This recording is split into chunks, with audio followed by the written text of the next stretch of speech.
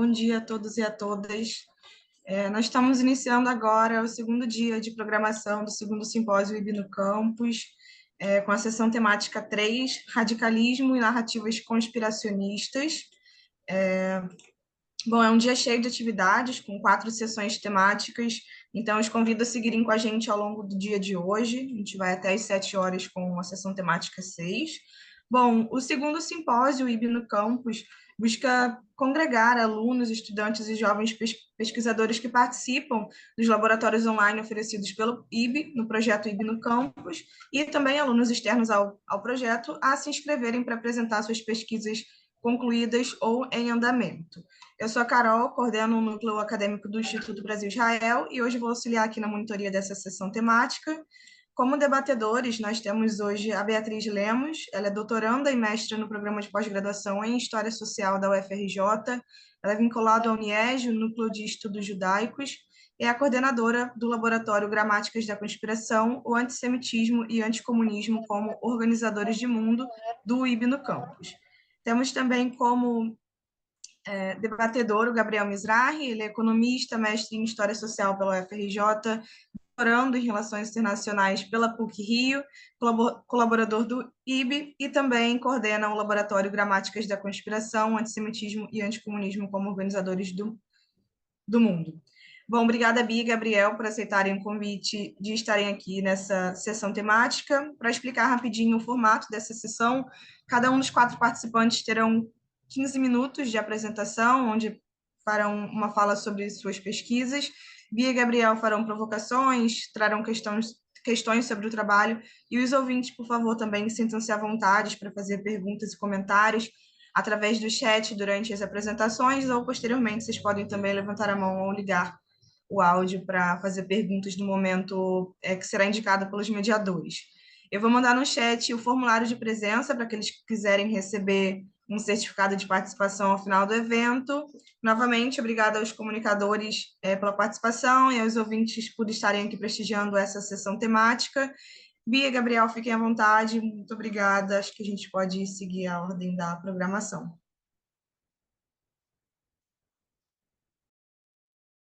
Olá, bom dia a todos. Muito legal estar começando aqui esse segundo dia de evento com mesas tão interessantes, né? Essa mesa tem muito a ver com o nosso laboratório, né? Meu e da Bia, então é bastante gratificante estar aqui. E, enfim, a Carol já introduziu a gente aí, o pessoal. Sejam bem-vindos todos à mesa. E vamos começar, né? Não vamos estender muito nessa apresentação. Vamos começar com o Gabriel Carvalho. Está aí? Opa, Então, a gente vai marcar aqui o tempo. 15 minutinhos, tá bom? Eu posso te avisar em 2, 3 minutinhos, tá? Quando estiver faltando, tudo bem, e para você encerrar, se você quiser, tudo bem?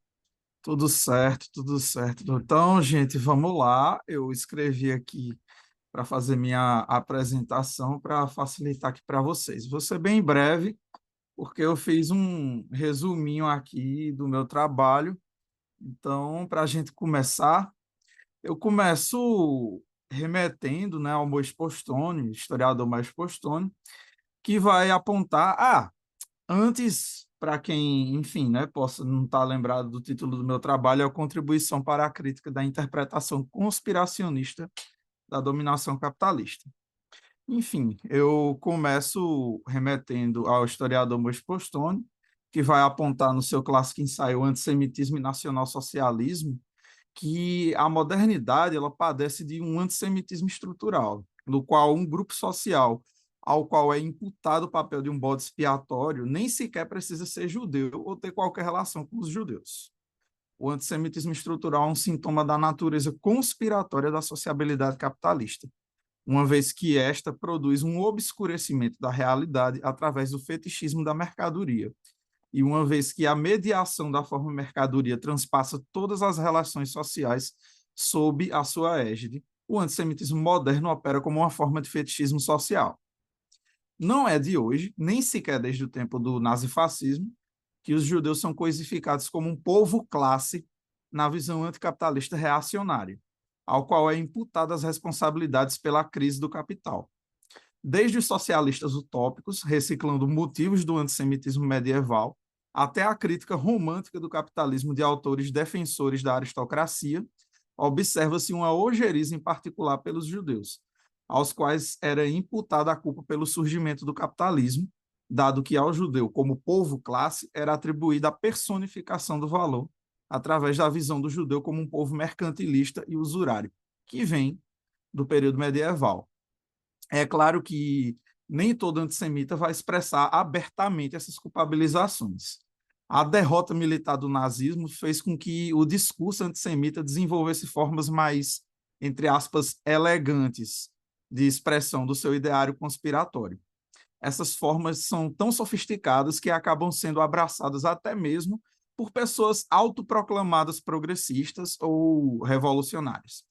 Mas não é apenas por ignorância ou ingenuidade que pessoas que se colocam como parte do campo da esquerda aderem a discursos antissemitas.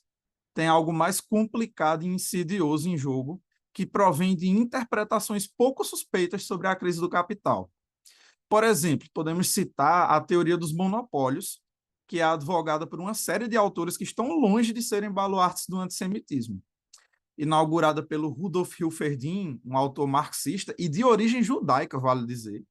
A teoria dos monopólios foi abraçada mais tarde por autores clássicos, da estatura de Vladimir Lenin, Paul Suisse e Ernest Mandel, até autores contemporâneos como Anwar Shaikh e François Chesney. Como vai apontar o economista marxista Roland Astarita, a teoria dos monopólios não só é uma tese que contradiz a teoria da crise de Marx, como ela produz interpretações conspiracionistas, na medida em que põe as crises econômicas como sendo resultado do arbítrio individual de agentes econômicos monopolistas, escamoteando os mecanismos internos contraditórios, impessoais e abstratos da própria acumulação capitalista, que produzem as crises à revelia da vontade até mesmo dos indivíduos da classe dominante. Como o Moisés Postone vai apontar, o antissemitismo é uma projeção das características estranhadas e abstratas da dominação capitalista sobre um bode expiatório do qual as raízes da modernidade já haviam colhido seus frutos reacionários. Uma interpretação de esquerda do funcionamento do capitalismo que imputa a sujeitos individuais obscuros operando os mecanismos da crise do capital ao seu bel prazer é apenas uma variação da lógica conspiratória que anima o antissemitismo mais aberto da direita. A afirmação, entre aspas, a crise é um projeto, é recorrente em figuras e canais de esquerda mais populares. Por mais que uma afirmação dessa natureza possa parecer uma forma de facilitar a compreensão dos mecanismos de dominação de classe do capitalismo, o que ela opera, na verdade, é uma vulgarização que pode ser daninha para a própria esquerda. Tais compreensões equivocadas e conspiracionistas sobre a realidade da dominação do capital como sujeito automático do processo histórico, a partir do seu momento de consolidação como modo de produção dominante, assim, já tomaram de tal forma o mainstream das ideologias que é seguro afirmar que até mesmo a esquerda já faz parte do processo de desintegração social. Isso pode ser observado nas respostas que cruzam todo o espectro político ao conflito presente no Oriente Médio, em que direita e esquerda compartilham uma mesma gramática conspiratória em relação ao povo judeu. Mas, como eu já havia dito, essa lógica conspiratória não se resume ao antissemitismo direto, voltado aos judeus, mas também se aplica a um antissemitismo estrutural, uma visão de mundo mais ampla na qual estão inseridos outros grupos sociais como alvos em potencial para serem bodes expiatórios e suspeitos de conspiração. Há já no Brasil, por exemplo, grupos de esquerda que compartilham com a direita uma gramática conspiratória. Por exemplo, em relação aos diversos movimentos sociais. Apoiadores do governo petista que acusam movimentos LGBT, negro, indígena e feminista de serem linha auxiliar do imperialismo como forma de fragilizar e desestabilizar o governo não alinhado de Lula, são um exemplo. A operação de um revisionismo histórico sobre os processos de junho de 2013, sendo interpretados como guerra híbrida ou revolução colorida, são outro exemplo. E revelam que um grande setor da esquerda está confortável em se utilizar do mesmo ferramental paranoico da direita mais radical no sufocamento dos movimentos sociais independentes. E isso se observa também, em particular, em organizações como PCO, PDT, setores do PSOL, como a Tendência à Revolução Brasileira, e setores do PT, e aproximações entre vários desses partidos com movimentos reacionários como a Nova Resistência e o seu racha mais nacionalista, o Sol da Pátria. O casamento entre nacional-desenvolvimentismo, trabalhismo, quarta teoria política, reivindicações de um movimento não alinhado anti-imperialista, entre aspas, no qual cabem de governos social-liberais como o brasileiro, até governos reacionários conservadores, como o russo e o iraniano, são apenas um sintoma de um problema mais profundo dentro de uma tradição mais ampla de anticapitalismo reacionário, no qual não se tem como base uma teoria crítica do capitalismo consequente, mas uma espécie de salvacionismo do sistema de produção capitalista rumo a um futuro idílico, como apontado por Robert Kurtz no seu clássico ensaio Economia Política do Antissemitismo, onde o projeto de uma sociedade do trabalho emancipada das características abstratas e parasitárias, e aqui eu abro um parênteses, qualquer semelhança com o discurso médio do nazifascismo não é mera coincidência, e Deus nos livre que essas pessoas jamais saibam o que foi o estracerismo, onde o trabalho estará livre das suas contradições e o povo, em abstrato, se verá salvo das garras do cosmopolitismo desenraizador, outrora encarnado nos judeus, mas hoje é amplamente representado nos movimentos sociais questionadores da ordem patriarcal, racista, misógina, LGBTfóbica, xenofóbica, destruidora dos povos originários e etc. Então, para encerrar minha fala, eu afirmo que urge a necessidade de um desvelamento total e impenitente no pensamento da esquerda de toda forma de fetichismo ocultador da realidade social, que deflete a raiz dos problemas da dominação capitalista, projetando como alvo os grupos sociais tipicamente tomados como bodes expiatórios. Mas urge também o desenvolvimento de uma teoria da dominação impessoal e abstrata do capital que dê conta do giro reacionário no qual se encontra a esquerda, em o seu entrecruzamento ideológico com motivos de direita, pela simples incompreensão dos mecanismos internos da crise capitalista. Muito obrigado.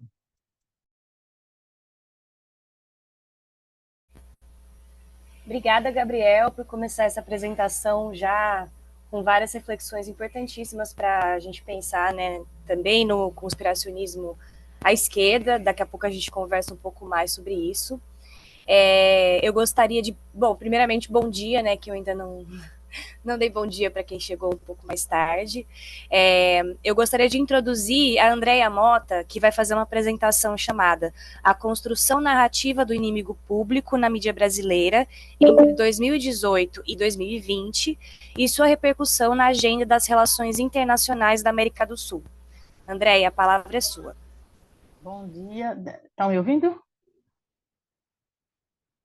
Sim, né? Ok. Bom dia. Primeiramente, eu gostaria de agradecer a oportunidade do IB de estar apresentando essa pesquisa. Então, na verdade, é um trabalho introdutório, por isso que eu hesitei um pouco em apresentar, né? Então, é um trabalho introdutório ainda, que ainda tem vários problemas para serem solucionados, mas eu gostaria de apresentar o tema, né, essa construção narrativa do inimigo público na mídia brasileira entre 2018 e 2020 e sua repercussão ou aparição na agenda das relações internacionais da América do Sul. A pergunta que causou a pesquisa é de que maneira temas e acontecimentos mediatizados nos anos 2018 e 20 no país repercutiram na mídia da América do Sul, considerando a produção do conhecimento do período articulado às relações de poder no Brasil. Como enfoque teórico, nós trabalhamos com o arcabouço pós-estruturalista, que sustenta a linguagem constitui a subjetividade dos indivíduos e é, portanto, o meio pelo qual a identidade social acontece, além de estar sobredeterminada pelo discurso e pelo contexto social. Então, aqui eu cito Michel Foucault, Roberto Walker e Richard Easley na área de relações internacionais.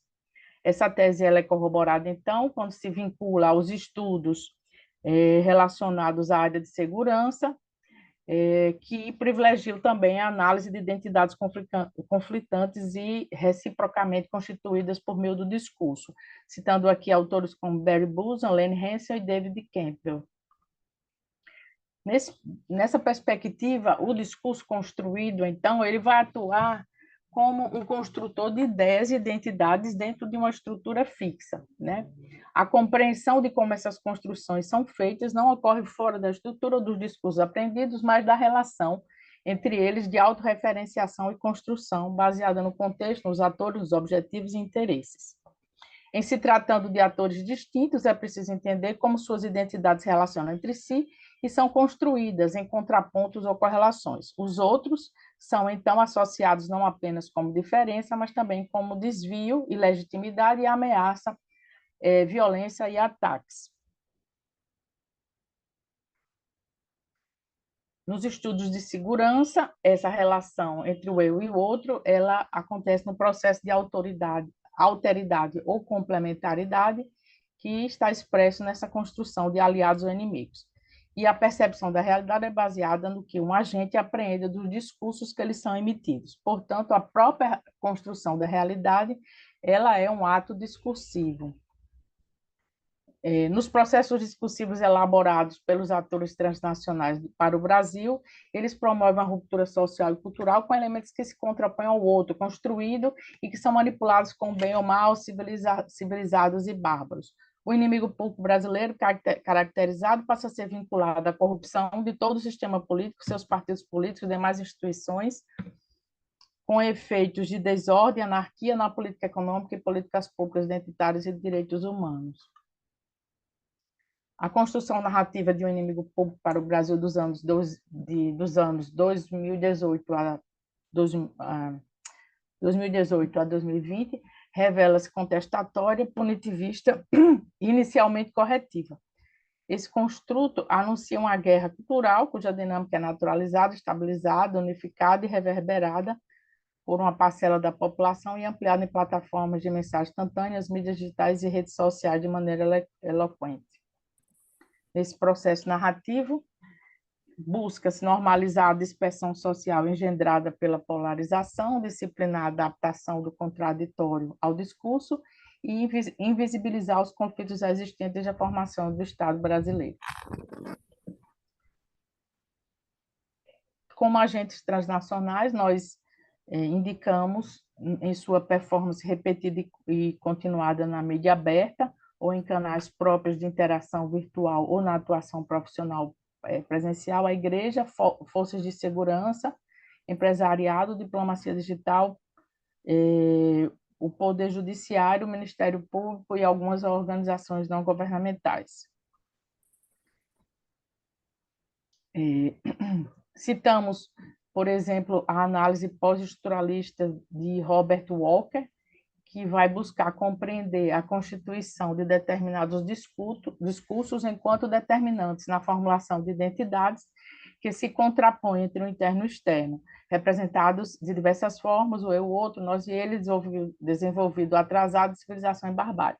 Essa dicotomia busca delimitar não apenas contornos ideológicos na condição identitária, mas também materiais enquanto ligados a territórios, populações e história de como a narrativa comum se desenvolve. Então, a gente tem aí um espaço fixo demarcado, onde as aspirações assumem tons universais e comuns. Existe, então, um pressuposto de ordem, identificação de valores do que se espera do futuro, e as leis não se aplicam da mesma forma, surge, então, imponderável, imprevisível, características que rodeiam o caos e a desordem numa perspectiva interna do país. O princípio da soberania estatal firma-se na negação do outro como alguém de fora, estrangeiro, alienado. Alien. A construção de imagens negativas do outro, portanto, é mais facilmente assimilada quando associadas a possíveis ameaças existenciais, daí a importância da linguagem, de onde os significados cumprem o papel de estabelecer pontes entre o enunciado e o público, mas ainda de convencê-lo da existência de riscos, perigos e ameaças. De acordo com Robert Walker, citado, do uso da linguagem se apreende a construção de mitos, heróis e tradições que perpetuam a narrativa de defesa da moral e da ética e de uma comunidade específica, ligada por pressupostos de uma racionalidade comum acerca do passado, da previsibilidade do futuro. Assim, as narrativas parecem visar a objetivação de uma outra realidade social a partir do emprego da linguagem enquanto representação, expressão e apelação. Ao serem desveladas de sua aparente inevitabilidade, imutabilidade e naturalização, sua elaboração narrativa demonstra que as mesmas podem ser também desconstruídas e alteradas, e é isso a que nós nos propomos. Uma pesquisa desenvolvida pelo Instituto Latin Barômetro do Chile no ano 2002 e também reeditada em 2020, apontou que o Brasil tinha uma baixa compreensão do sentido da democracia, né? Eu gostaria de só projetar o material pesquisado, pode ser, Beatriz? Pode sim, pode compartilhar a tela. Tá, ok.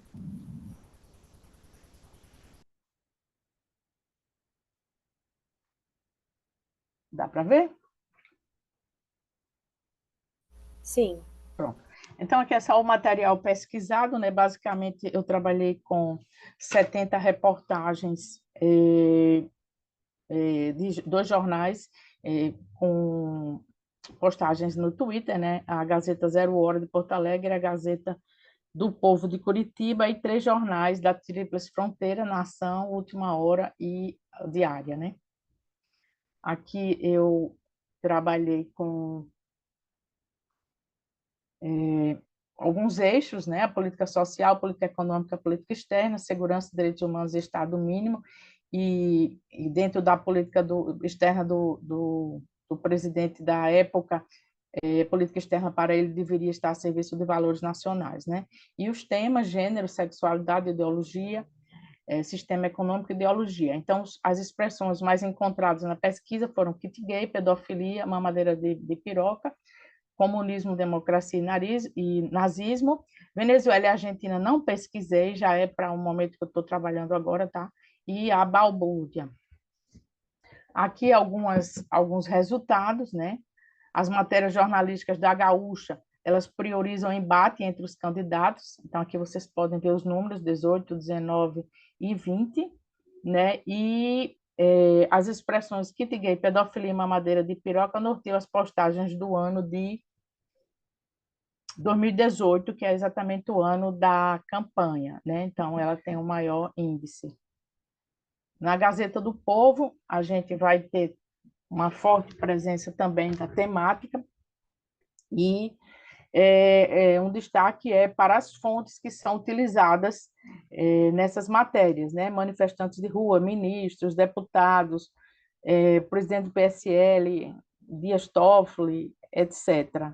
Né? Então, aqui o enfoque que a gente deu foi para as fontes, né? Os atores. A Gazeta do Povo, também, no aspecto da política econômica, dentre os temas abordados, o comunismo apresenta maior incidência nos anos de 19 e 20, seguido da democracia, com uma cobertura mais intensa em 18 pelos jornais, e o nazismo, e também o tema do nazismo, a palavra-chave nazismo, mais presente em 2018, em particular na Gazeta do Povo, e principalmente mais em artigos de opinião e editoriais. Com relação à política externa, os agentes estatais são convocados para justificar cortes no orçamento das universidades em relação da balbúrdia. Então, nosso foco na época era exatamente a crise nas universidades e das ameaças da esquerda à ordem, como, por exemplo, o presidente Michel Temer, o Weintraub, o Eduardo Bolsonaro, etc.,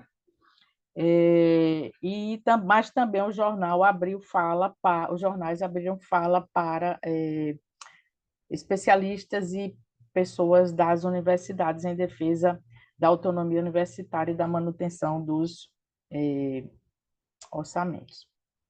Já no caso da mídia trinacional, no Clarim, a gente vai observar a aparição, né, de expressões ligadas a gêneros e sexualidade durante os anos de 19 e 20, posterior à campanha eleitoral.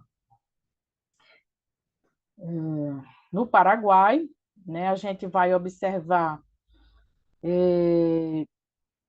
também, né, a aparição dessa temática, mas bem menor, com foco maior nas questões da política externa, né, democracia e comunismo, a ameaça do comunismo e muitas matérias relacionadas à história política.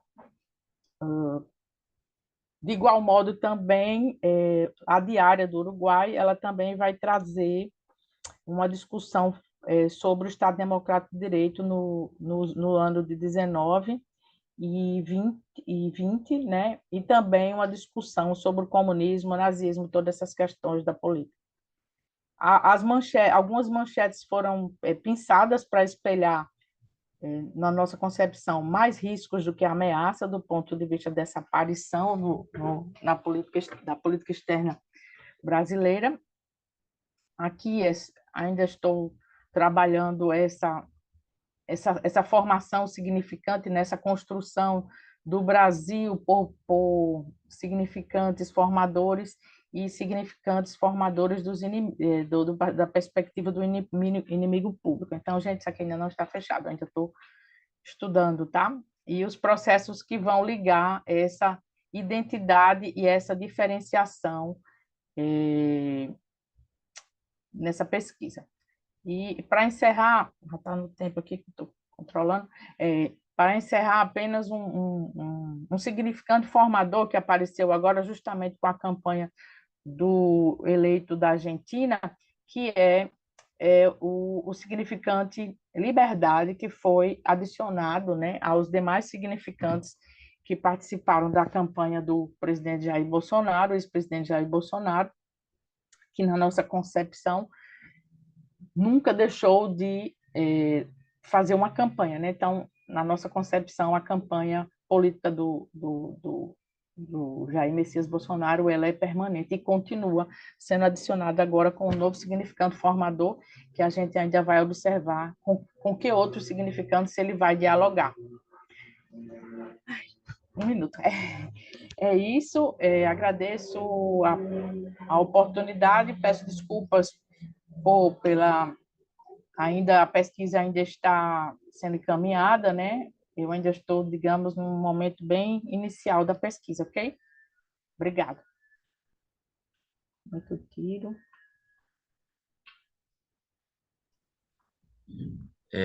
Foi então, André? Acabou? Acabou. Estou tentando tirar aqui a tela. Será você Não, tudo bem. Então vamos continuar, né?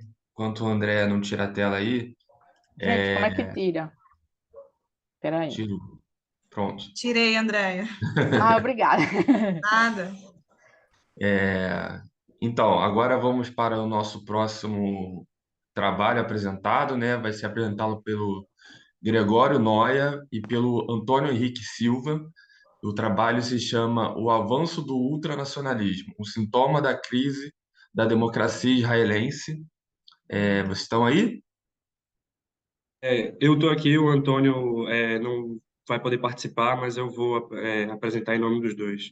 Que ótimo. Não, Eu só vou abrir a apresentação para vocês poderem ver, a gente dar seguimento.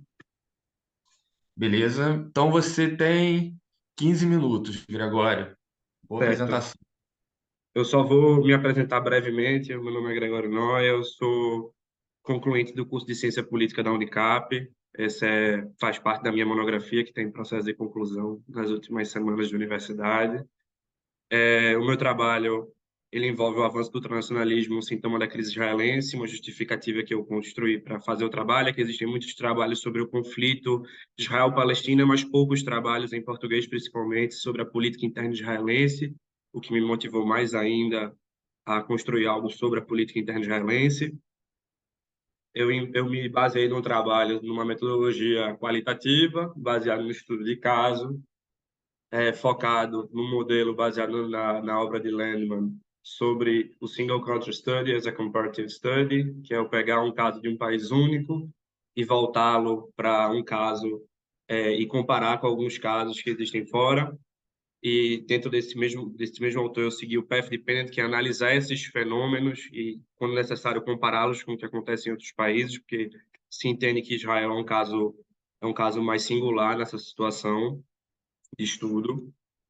E para eu poder me encarar, a minha problemática envolveu de como se desenvolveu o sintoma do ultranacionalismo dentro da crise da democracia israelense. Num capítulo de referencial teórico, eu me ancoro muito em autores como Adam Chbosky, Timothy Snyder, Mauck e Levitsky Ziblatt, para abordar os processos de descontentamento da democracia, os elementos causais da crise, tipo, o cenário de mudança partidária que existe dentro desse processo e o populismo para abordar as questões do trabalho. O marco referencial que eu vou dar vai ser de tempo, vai começar com o assassinato de Yitzhak Rabin, e eu vou fazer ao longo do trabalho também uma construção histórica do que é a sociedade israelense, um pouco da estrutura política e esse marco de início com a morte de Yitzhak Rabin, que abre um vácuo de poder grande dentro da política israelense. Eu faço durante o trabalho uma explicação das subdivisões étnicas dentro de Israel, entre judeus, principalmente, para mostrar que existe uma própria diferença de voto e de manifestação política entre esses grupos, pela própria origem e diferenças interétnicas. Eu também faço apresentações sobre as diferenças religiosas da sociedade israelense, que variam entre Hilonim, Masortim, Datiim e Haredim, dentro desse processo, e eu faço essas pontes ligando a política as políticas com esses integrantes, faço laços com os partidos que representam esses grupos dentro da história israelense, a partir do assassinato de Rabin. Eu também vou analisar durante o processo que essa crise democrática ela envolve também que a política israelense mudou muito desde o assassinato de Rabin, que se abriu um vácuo de poder, tanto que o início dos anos 2000 vai ser um ano de grande mudança no cenário político israelense, e a gente vai ver que vai ter ao longo desse processo um apreço menor pelo sistema democrático, principalmente porque você vai ter um crescimento da direita israelense, tanto que você também vai ver que grupos ortodoxos que no século passado se mudavam muito de lado no jogo político, no jogo que ajudassem mais suas políticas, e você vai ver que eles não são grupos que têm pouco apreço pelos princípios democráticos, eles vão sempre valorizar a Allahá, e a gente vai ver que esse número é cada vez mais crescente da sociedade israelense. Esses dados aí são todos de 2014. Eu também faço um trabalho junto com a imagem de Netanyahu, que ele é um dos atores que vai, desde que ele reassume o poder em 2009, ele vai construir um processo na política israelense junto com o partido vai ter uma consolidação da própria direita israelense, e a gente vai analisar os fenômenos desse meio tempo, e como consolida o discurso de Netanyahu com a questão do dilema de segurança que envolveu as próprias intifadas e a dissolução de Gaza, que vai só fazer crescer a violência dentro de Israel e abre espaço para o discurso do Likud nesse momento, que já era um discurso que existia do próprio partido antes do assassinato de Rabin.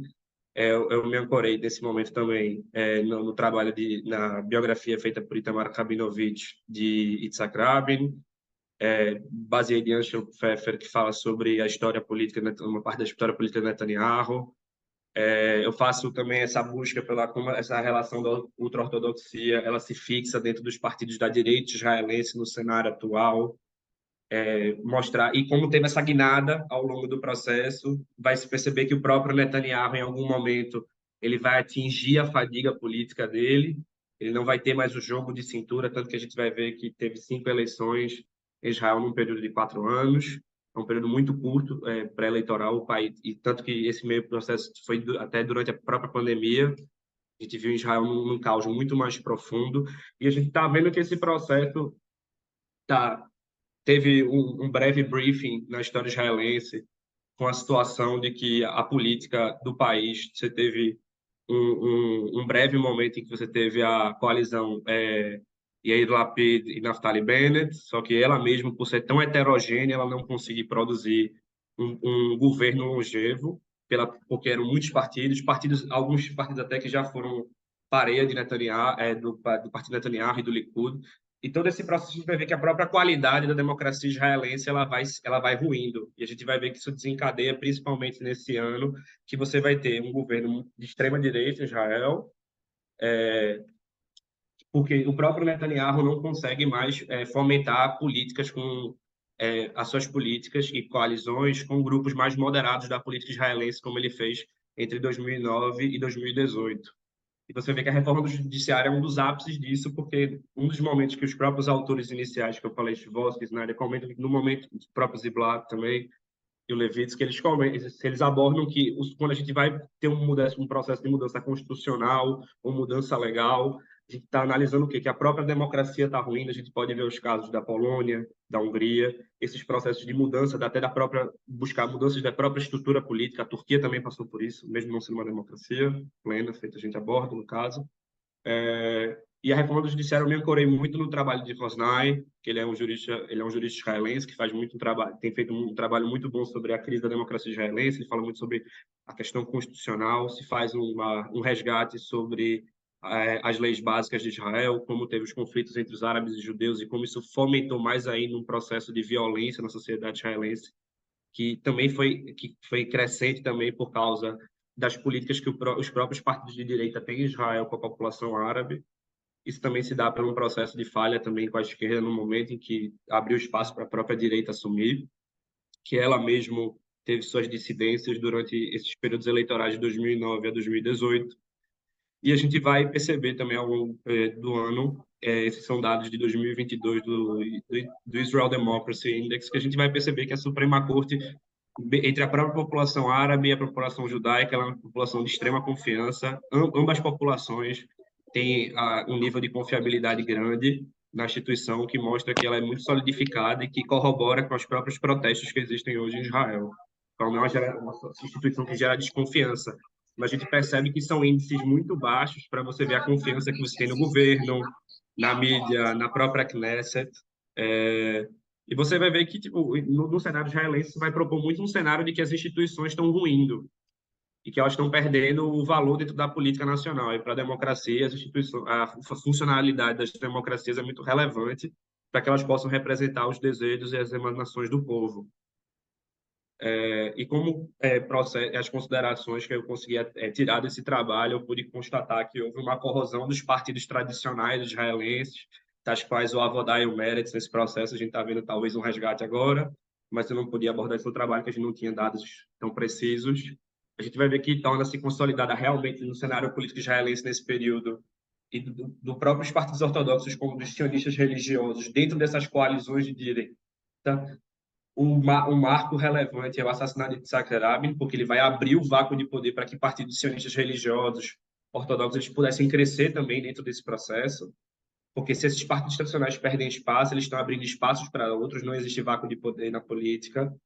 E por fim, você constata que Netanyahu ele é um dos principais responsáveis pelo processo de corrosão da qualidade da democracia israelense, que por mais que a gente tenha críticas e outras questões a envolver, os problemas envolvendo Israel ainda assim ela é uma democracia, mas ela está em processo de corrosão muito forte, principalmente esse ano, foi consolidado. E a gente pode analisar isso, que Netanyahu é um dos atores, porque ele mesmo não aceita a própria fadiga política, ele não abre espaço para o partido.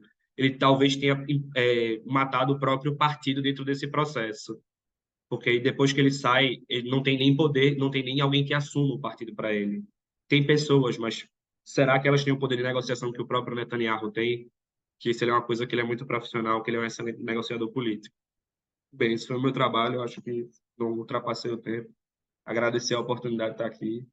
Eu também já agradecer também ao projeto Imaginários do IB, que eu participei lá atrás e me ajudou, em parte, a construir algumas considerações ao longo dos anos.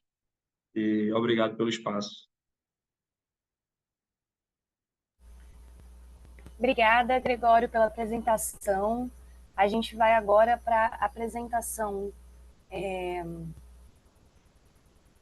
Orai pela Paz de Jerusalém, o Etos Pentecostal e a Bandeira de Israel, da Liliane Oliveira. Olá, bom dia. Espero que todos e todas estejam bem. Esse trabalho ele é fruto da minha pesquisa de doutorado, doutorado esse que perdurou de 2017, comecinho de 2022. E nesse trabalho eu pesquisei 3 comunidades, né, do movimento pentecostal, que fazem parte do movimento pentecostal brasileiro, como a Assembleia de Deus, a IUD, né, a Igreja Universal do Reino de Deus, e uma igreja que nasce aqui recentemente, né, no final da década de 1990, no final do século XX, é a Igreja do Ministério Internacional da Restauração.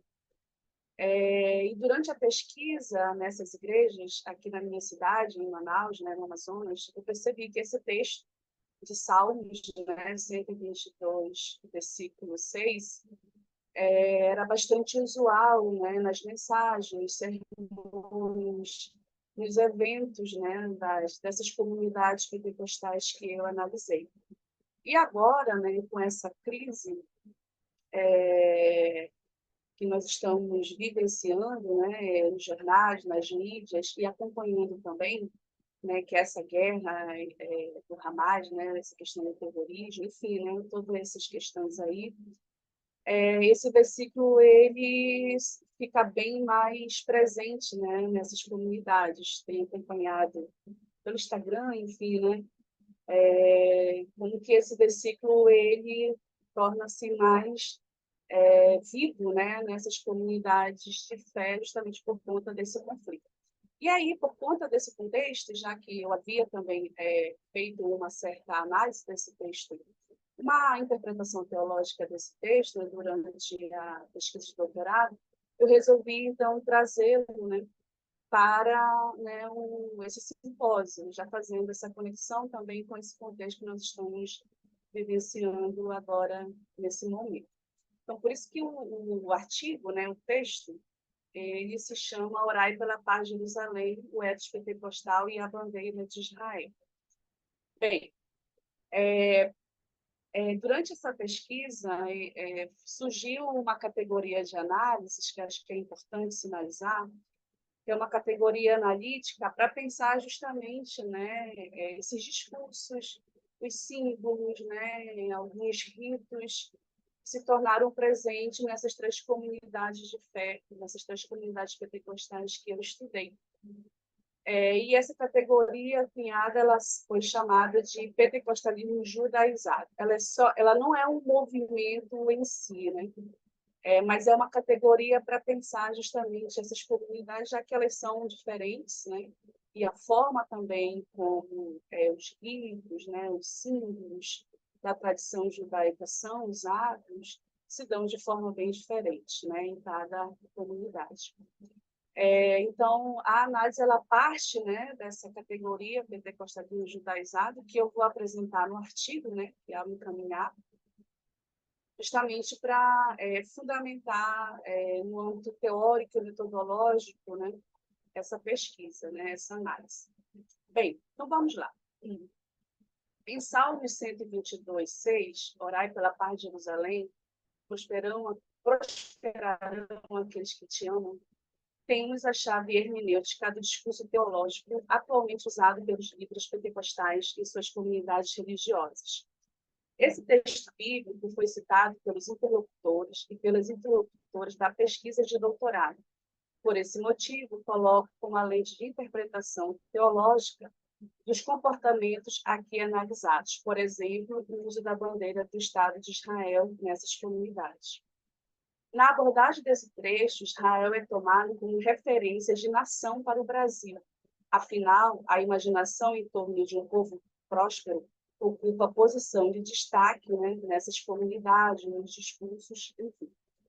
Portanto, para as igrejas pesquisadas, aí eu faço alusão a um teólogo brasileiro, né, que escreveu A Casa da Teologia, o Afonso Murad, na verdade, um conjunto de autores, mas fazendo referência a Murad, ele diz o significado desse texto, né? Aí eu faço parte desse prisma do Murad para analisar o texto, né?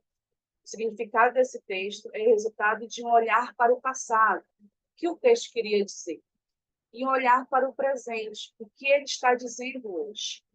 Trata-se de intensificar ou avivar as experiências veterotestamentárias. E essa fé que o crente e a crente pentecostal ou neopentecostal tem procurado viver nos dias de hoje, já que esse é o ethos, né? Essa é uma das principais características do movimento pentecostal brasileiro, vivenciar, né? E vivenciar as práticas religiosas de forma muito intensa. Isso significa que Deus continua se revelando da mesma forma como manifestou-se durante o processo de formação do povo israelita. Essa é uma perspectiva dessas comunidades que eu estudei. Importante destacar que para os fiéis e as fiéis ouvidos e ouvidas, a revelação divina veterotestamentária se dá a partir das vivências do tempo presente, agora, né? Essa perspectiva aponta para a crença de que as experiências espirituais vividas pelos hebreus não foram cessadas, né? Aquelas experiências lá do Antigo Testamento, citadas no Antigo Testamento. Ou seja, há uma continuidade na vida da igreja hoje. Isso pode parecer estranho, né? Aos hermeneutas de plantão, aos estudiosos, né? aos hermeneutas, porém, parte da perspectiva desses fiéis, né? Que eu estudei, que eu observei, ao mencionar o texto bíblico supracitado. Sabe-se que as vertentes cristãs fazem uso da narrativa veterotestamentária desde sempre, né? Isso não é algo novo. Uma vez que o judaísmo, em um rizoma por onde o cristianismo percorre, né? Percorre justamente várias direções, tomando como referência, como fundamento, justamente, né? As narrativas veterotestamentárias. Nesse caso, vale lembrar que as primeiras comunidades cristãs e a geração de apóstolos interpretaram a Bíblia numa perspectiva veterotestamentária, até porque o próprio Messias é uma promessa judaica. Mas, né, o pentecostalismo judaizado, né, aí eu faço menção à minha pesquisa, a partir do momento que aprofundou a narrativa bíblica do Antigo Testamento, usa o fator Israel por motivos teológicos. E aí é quando surge, né, quando eu percebo a leitura nessas comunidades de Salmo 122, 6, cuja interpretação afirma que o amor por esse país, Israel, assegura paz, inclusive prosperidade, cujo princípio reside no discurso, onde Deus se relaciona com o seu povo por meio do cumprimento de suas promessas. Que promessas são essas? As promessas lá, né, do Antigo Testamento. Esse significado teológico amplia-se para a esfera econômica e também política. Ela não está só no âmbito religioso, né? Ela se amplia também para esses dois campos sociais. Nesse contexto, a tarefa do crente e da crente pentecostal não é somente clamar a Deus por Israel, mas também defendê-lo politicamente. E aí, nesse momento, eu trago uma leitura de dois estudiosos do movimento pentecostal no Brasil, que é o Davi Mesquiati de Oliveira e o Kenner Terra, em que eles fazem uma análise, né, hermenêutica do movimento pentecostal. Aí eu faço uma citação deles aqui. A chave de leitura, né, desse pentecostalismo é inicialmente cristológica e não pneumatológica, né, que a gente acaba que é importante deixar muito claro isso, né, que a teologia pentecostal ela se fundamenta também numa cristologia, mas um dos principais fundamentos também é a pneumatológica. Mas fazendo menção a essa outra realidade teológica, que é a cristológica, a centralidade está em Jesus. Ele salva aqui e agora e escatologicamente. Ele batiza com o Espírito, né? Importante doutrina, inclusive, né? Do movimento pentecostal, do qual o batizador é Jesus. E, por último, a chave apocalíptica, sobre a expectativa do breve retorno de Cristo. Essa centralidade cristológica apresenta um parágrafo na missão desse Cristo, o Espírito Santo, aí o elemento, né, do ethos pentecostal, novamente, como pessoa e ativamente presente no crente e também na igreja. Se no início a centralidade pareceu estar no Cristo, isso do quê? Do próprio movimento pentecostal, né?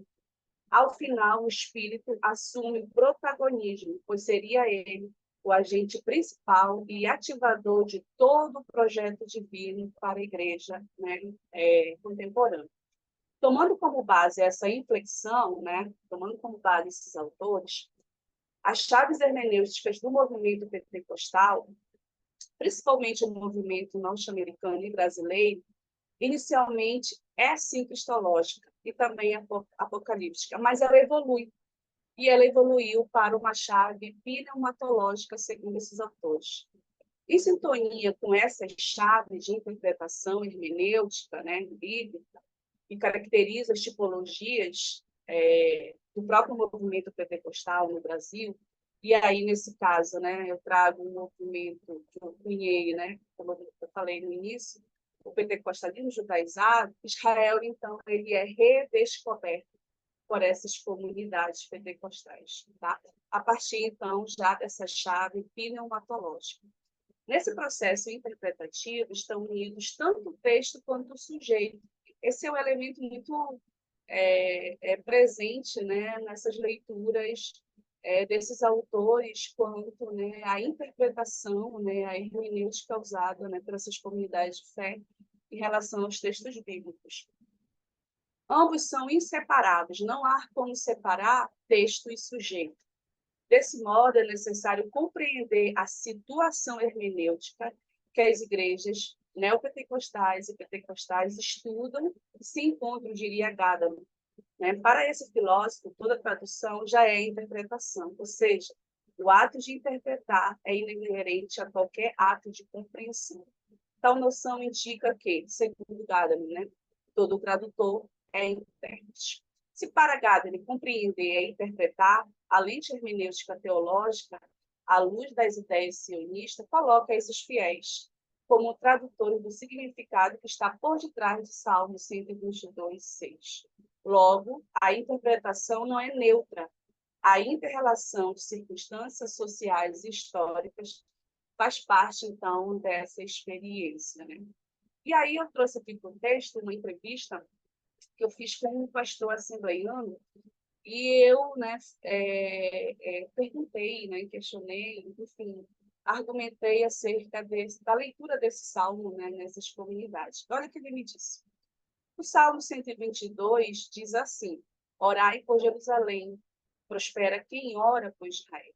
Então, queira ou não, Israel é o país da promessa, até porque foi lá que nasceu o nosso Senhor Jesus Cristo.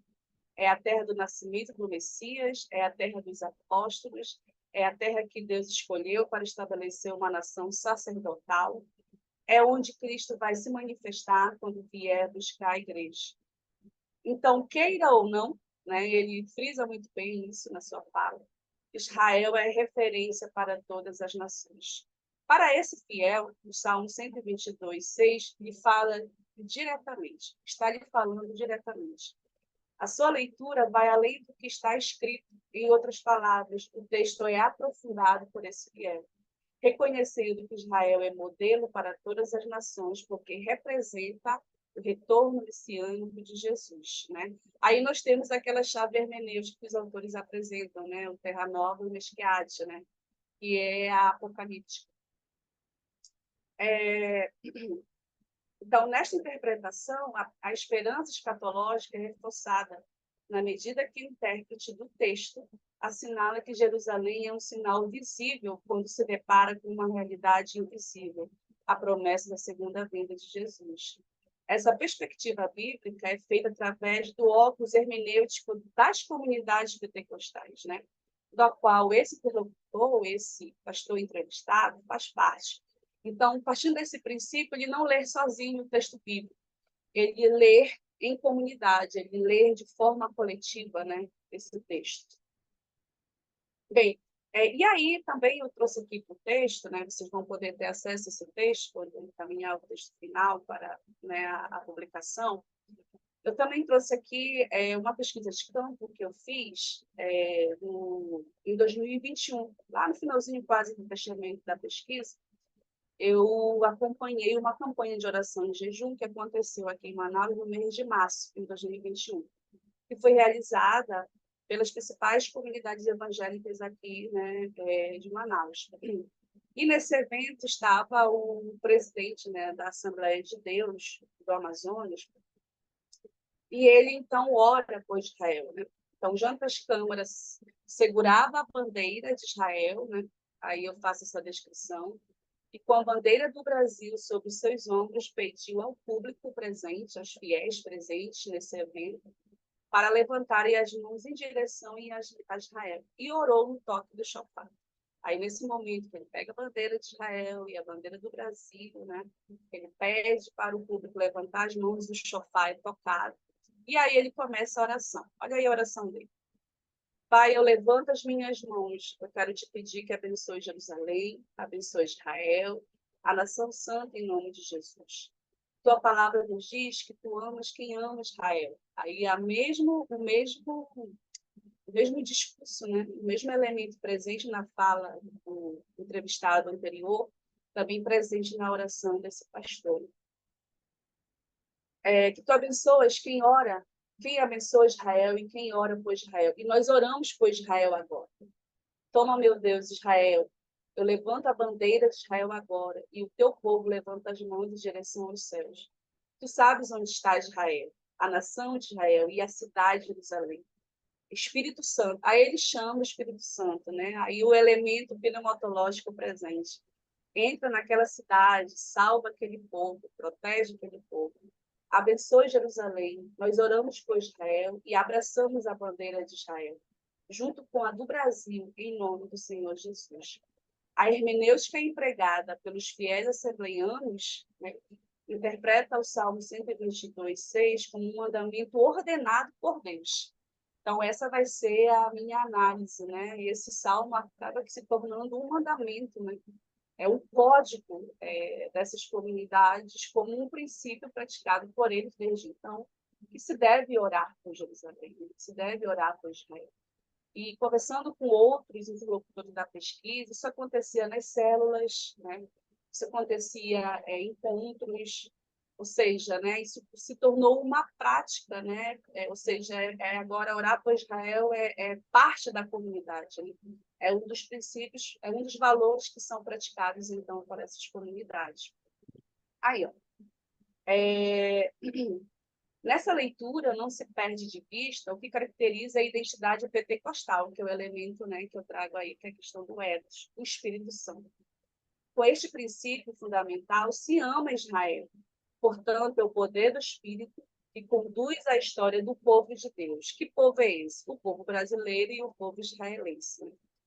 Edir Macedo, ao receber o embaixador de Israel no Templo de Salomão, em fevereiro de 2018, leu o Salmo 122:6 e destacou: olha, Deus tem um carinho tão especial por Israel, é a fala do Edir, né? Que ele manda que se ore por ele. Quem ama Israel prospere, quem ora por Israel nem se fala. Nós queremos orar pela nossa pátria da fé, que é Israel, né? Quem ora pela paz de Jerusalém tem a garantia de Deus de prosperar. Aí um outro elemento, né, como eu destaquei, aparece. Que elemento é esse? O aspecto promessa. Mostrou-se de forma involuntária. Assim, nos sucessivos acontecimentos, percebi que a promessa de bênçãos à nação que orar, apoiar, defender, ajudar Israel é também um dos princípios fundantes da interpretação do Salmo 122:6, refletida no discurso, bem como em sua visão política e também econômica.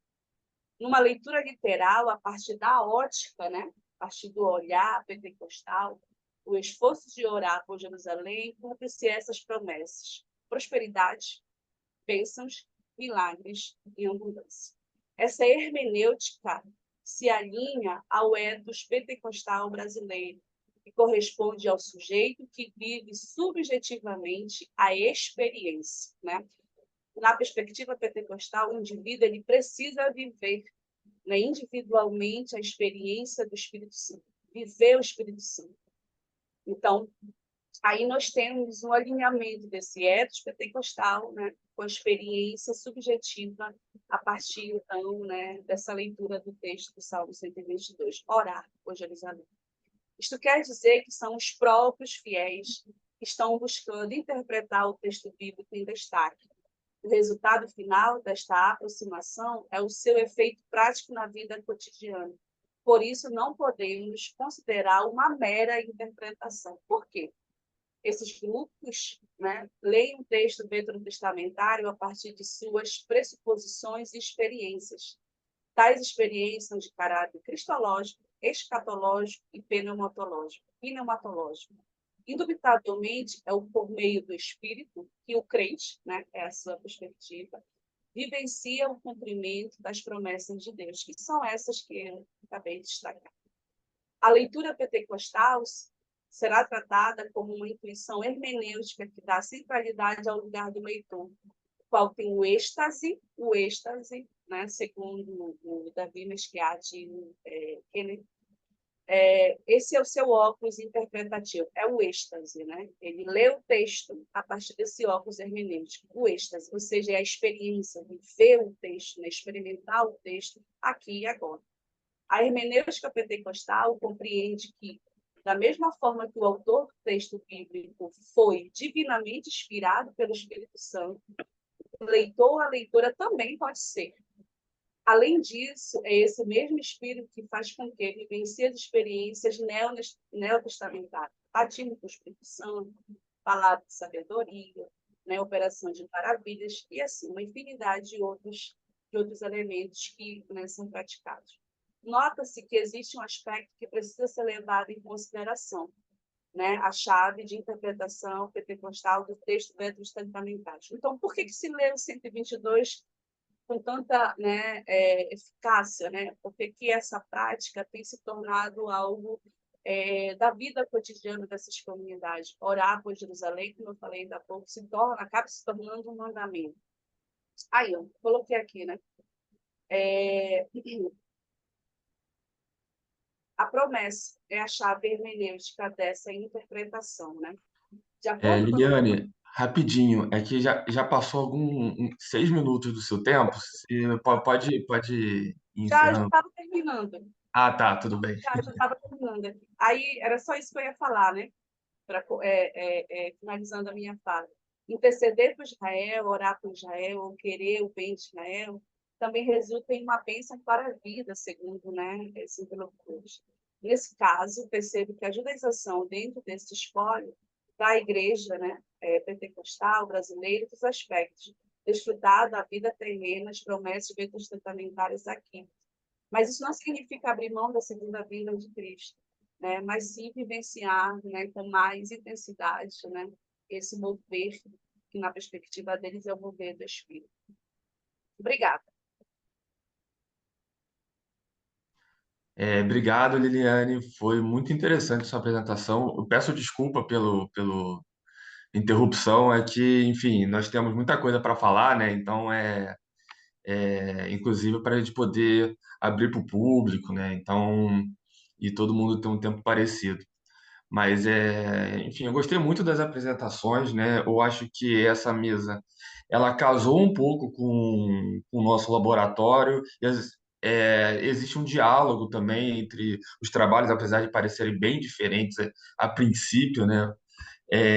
Eu vou querer começar a falar sobre, inclusive, a ideia dessa mesa, né? A mesa se chama Radicalismo e Narrativas Conspiracionistas, né?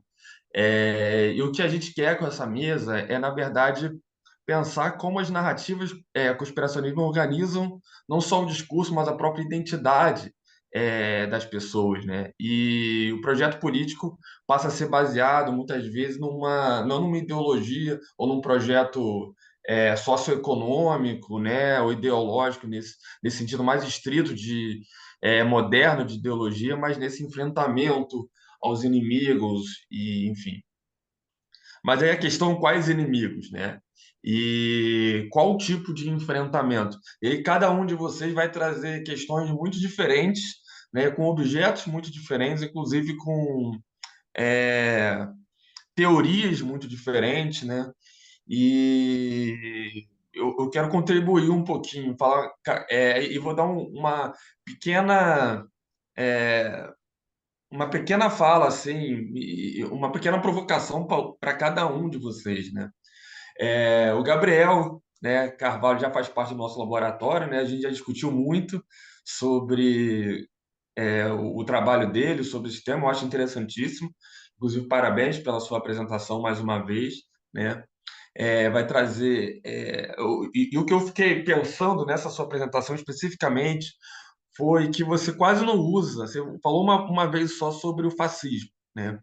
E aí você começa a falar sobre o Postone, que eu gosto muito, é um autor que eu utilizo também, que o Postone ele vai falar sobre essa abstração, sobre essa gramática antissemita, e aí você faz essa separação que eu gosto muito, né, do antissemitismo enquanto esse sentimento estritamente com os judeus e o antissemitismo enquanto gramática a partir do preconceito desse outro que é construído enquanto forte, enquanto conspirador, né?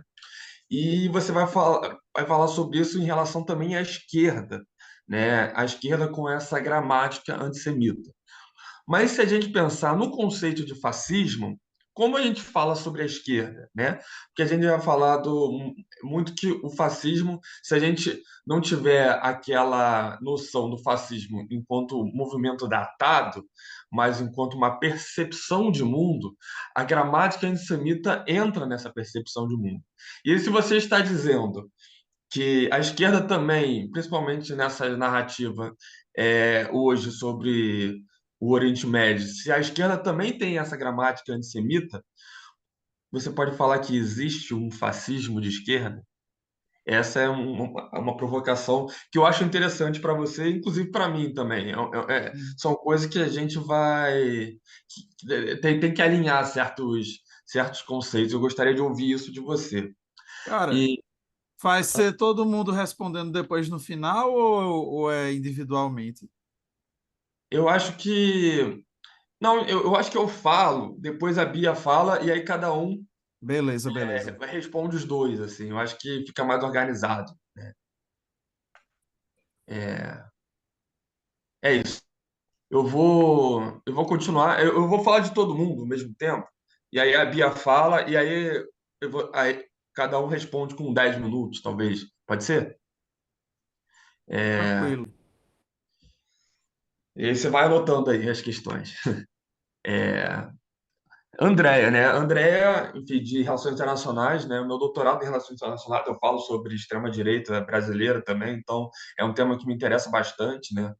E eu gosto muito da sua percepção de narrativa do inimigo público como formador de identidade, né? Mas o que eu fiquei pensando durante a sua apresentação é que, assim, isso não ficou muito claro, e aí também é uma provocação, né? Talvez você tenha isso, claro, mas é para a gente pensar um pouco, né?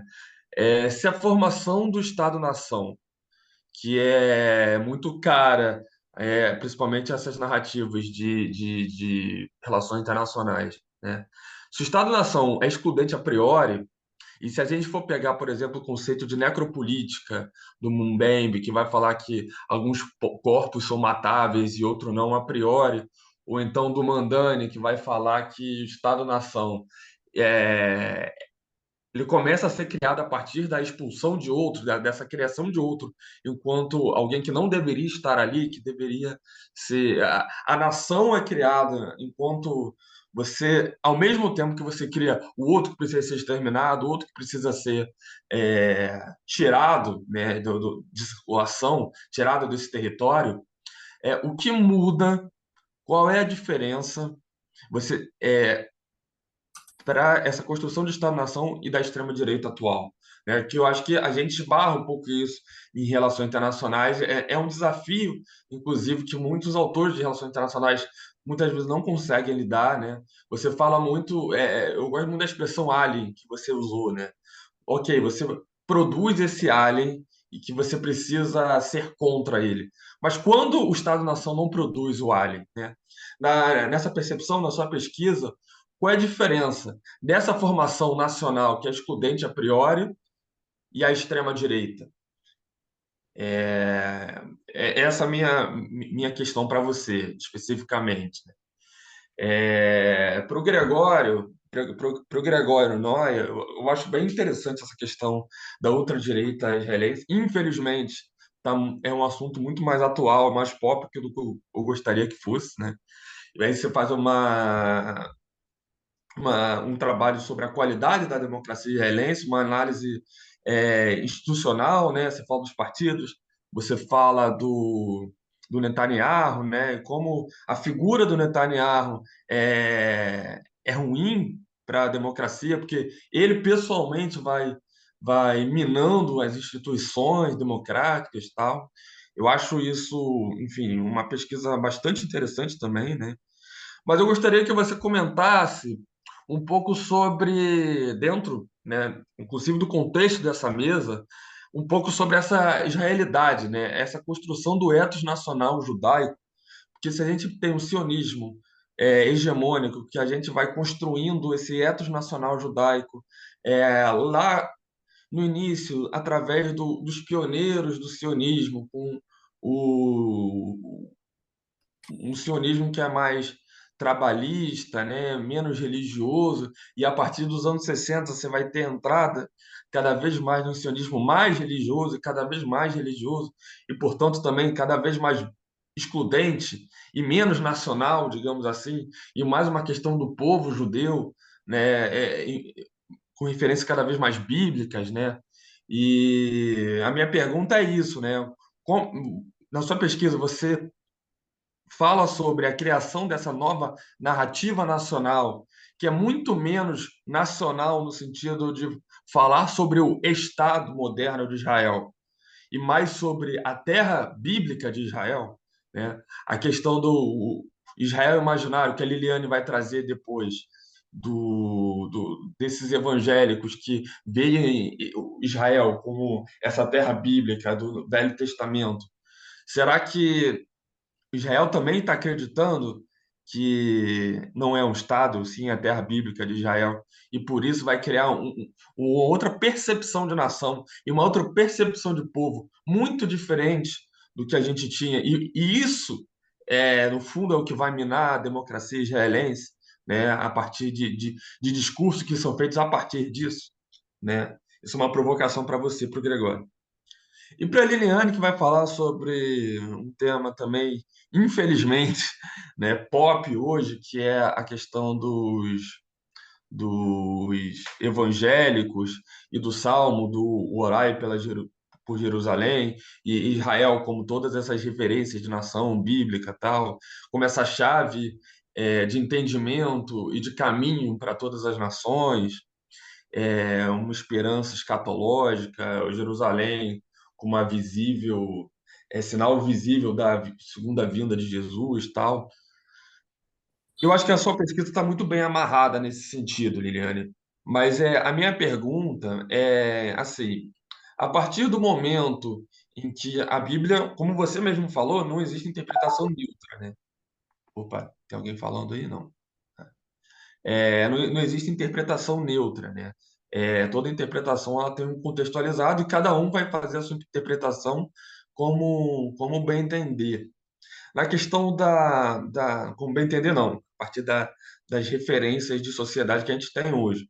A minha pergunta para você a partir do momento que você tem também uma diferenciação e um projeto de passado para o Brasil e um projeto nacional para o Brasil de extrema-direita, né?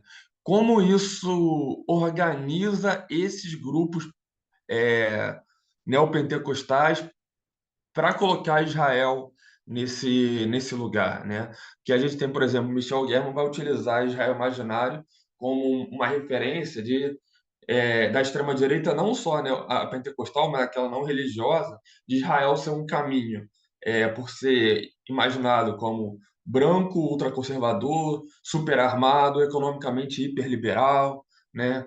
E eu acho que a minha pergunta para você vai ser mais como: será que essa interpretação desse salmo e a centralidade desse salmo dentro dessa narrativa pentecostal talvez fale mais sobre o Brasil atual do que exatamente sobre a Bíblia, né? Será que fala mais sobre a construção desse imaginário de nação para o Brasil, esse projeto de nação para o Brasil, de extrema direita, do que exatamente sobre o Salmo em si, né?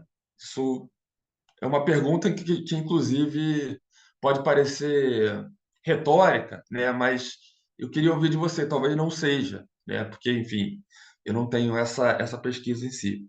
Então, enfim, eu fiz a provocação para os quatro. Eu vou passar para a Bia, para a Bia falar um pouco, e aí cada um fala um pouco sobre o que quer. Tudo bem? Bia? Obrigada, Gabriel. Acho que as suas perguntas vão muito de acordo com algumas reflexões que eu tive também sobre as apresentações. Queria parabenizar todas e todos pelas apresentações. Eu acho que a gente já começa com uma apresentação do Gabriel, que ela vai muito no sentido um pouco diferente do que a gente se propôs a princípio de pensar os conspiracionismos, porque a ideia é muito de pensar como o conspiracionismo constrói, né, mobiliza a extrema-direita, e o Gabriel chega colocando uma ideia um pouco contrária, né, para a gente, para provocar, para refletir mesmo como que esse conspiracionismo se coloca também na esquerda, né, nesse projeto, nessa questão do capitalismo, de como a crise é um projeto. Então, eu achei muito interessante essa chave que ele traz de interpretação da esquerda como colocando esses sujeitos obscuros por trás da formação do capitalismo, por trás dessa questão de ser uma questão abstrata, né? Em contraponto a uma concretude. Então, eu achei muito interessante. E aí eu acho que a minha pergunta ela vai nesse sentido de como a esquerda tem se colocado, né, hoje, e qual exatamente a relação dos grupos identitários e dos grupos que vêm se contrapondo a esse identitarismo como um conspiracionismo em si, assim, né? Como que a esquerda ela aplica essa gramática conspiratória para contrapor esses movimentos identitários. Eu queria que você falasse um pouco mais sobre isso. E gostei muito também do trabalho da Andréia, a gente já vem conversando no laboratório também, né? E aí, André, eu queria entender um pouco mais sobre a sua metodologia de pesquisa mesmo, assim. Eu acho que eu compartilho um pouco com você dessa construção de projeto a partir de fontes digitais, né? E aí eu queria entender um pouco melhor, eu acho que para quem é historiador, para quem trabalha com as ciências humanas, cada vez mais a gente vem assim, se apropriando, né, de fontes digitais para fazer nossas pesquisas, e isso é fundamental hoje para compreender toda essa gramática, né? E aí eu acho que são dois sentidos que eu gostaria de entender. Você buscou essas palavras-chave, né? E eu queria entender um pouco como foi a elaboração, a decisão. Eu sei que não é uma decisão final ainda, né? O seu projeto está em construção, mas eu gostaria que você falasse um pouco mais sobre a construção dessas palavras-chave. Eu não entendi muito bem se elas foram as palavras que surgiram, né? Que foram as mais presentes, ou se foi a sua aplicação de palavras-chave na pesquisa e a partir delas a busca pelos links, né, pelas reportagens, e como você fez também esse levantamento de links, de reportagens no Twitter e nas redes. Eu acho que é importante para, como eu falei, para os cientistas sociais, cientistas políticos, historiadores, cada vez mais buscarem essas fontes e entender o uso dessas ferramentas, né, de possíveis ferramentas. Acho que minha pergunta ela vai mais nesse sentido mesmo, para a gente pensar um pouco no uso das fontes digitais. Parabéns pelo seu trabalho, acho que me interessa muito também, eu também tenho buscado compreender essas gramáticas, né, acho que é importante para entender como a linguagem ela se coloca, o discurso, né, se amplifica nesses lugares para a formação de identidades desses sujeitos, né? Gregório, também gostei muito do seu trabalho, é uma temática muito difícil para mim de entender, compreender esse papel do Netanyahu em Israel nos últimos anos. E aí eu gostaria de pensar um pouco, pensando no tema dessa mesa também, né, sobre, enfim, o radicalismo, as narrativas conspiracionistas. No nosso laboratório, a gente bateu muito nessa tecla da criação do inimigo, né, desse inimigo em comum, mas eu acho que o seu trabalho ele me colocou em um lugar de pensar um pouco numa criação de um salvador, né? Porque enquanto existe a criação do inimigo, por outro lado, necessariamente há a criação de um salvador, de alguém que vai literalmente, né, vai salvar o povo daquele inimigo, enfim, daquela ameaça. Então, acho que é um pouco por aí. E se o Netanyahu estaria nesse lugar de salvador, né? Já que ele, enfim, tomou essa proporção muito grande, não só no partido, como da formação ali de uma extrema-direita mais forte em Israel, e hoje no mundo todo é uma figura que está sendo colocada em lugares muito opostos, né, de acordo com o posicionamento político de cada um, mas para a extrema-direita, nesse lugar, talvez, de Salvador, e frente às ameaças. E a ameaça aí a gente pode, hoje, entender que é o Hamas, que são os islâmicos, os árabes, enfim, como que se forma esse inimigo para o Netanyahu. E eu adorei o trabalho da Liliane também, eu estava interessadíssima, até perdi um pouco a contagem do tempo. Acho muito interessante o seu trabalho, eu acho que ele conversa bastante com o trabalho da Cristina Vital, da UF, né? Talvez você possa se interessar em ver o trabalho dela, que ela estuda muito a questão dos símbolos de bandeiras israelenses e de como esses símbolos são apropriados nas comunidades aqui no Rio de Janeiro, né? Tem o Complexo de Israel e como esse salmo também, o Salmo 122, ele é usado até mesmo por figuras, enfim, do tráfico, né, do crime, para de alguma forma validar, enfim, eles fazem toda uma leitura, né, uma chave de interpretação ali que valida a sua atuação dentro daquelas comunidades. E aí eu queria saber de você, que pesquisou mais num lugar que foi Manaus, né, se existe também, pela sua pesquisa até agora, se você chegou nesses lugares, dessa incorporação do Israel imaginário também por outros grupos na sociedade em Manaus, né? Seja, enfim, tráfico, milícias. Eu não sei se chegou nesse lugar de pesquisa, mas porque, como o Gabriel disse, né, o Michel German fala muito sobre essa Israel imaginária, e essa Israel imaginária, ela é incorporada, ela é absorvida por diferentes grupos na sociedade, né? Óbvio que pelas igrejas neopentecostais isso é muito evidente. Eu gostei muito da forma como você trouxe a sua pesquisa e como essa interpretação é colocada num lugar de pentecostalismo judaizado, né? Mas, enfim, para entender um pouco a realidade de Manaus e como isso pode estar sendo cada vez mais presente, especialmente nesses últimos meses também. Mas eu acho que é isso, minhas provocações e perguntas vão um pouco nesse sentido. Gostei muito dos trabalhos. E agora queria pedir para quem quiser fazer perguntas, né, pode levantar a mão que a gente vai seguindo na ordem ou fazendo chat também, enquanto os nossos apresentadores fazem seus comentários. Aí eu passo a palavra para o Gabriel e a gente vai seguindo na ordem, pode ser? Beleza, beleza.